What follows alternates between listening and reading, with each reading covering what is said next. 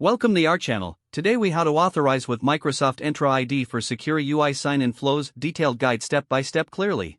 To start, open your development environment and ensure you have the necessary libraries installed. Begin by navigating to the Microsoft Entra portal. Log in using your administrator account. Once logged in, locate the Azure Active Directory section. Click on App Registrations to create a new application. Select New Registration to set up your application.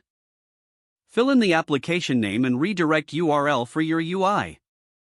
Choose the appropriate account type for your application. Click on the Register button to complete the registration. After registration, copy the application client ID for later use. Next, navigate to the Certificates and Secrets section. Choose New Client Secret to generate a secret key. Provide a description and set an expiration time for the secret. Click on Add and ensure you copy the secret value immediately. In the left navigation pane, go to API Permissions. Click on Add. Select the type of API your application will access, typically Microsoft Graph. Choose the necessary delegated permissions your application needs.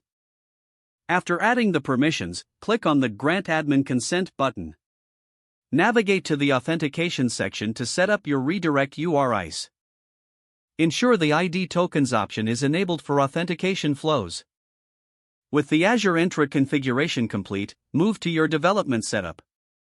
Depending on your programming language, install the necessary SDKs for Microsoft Authentication.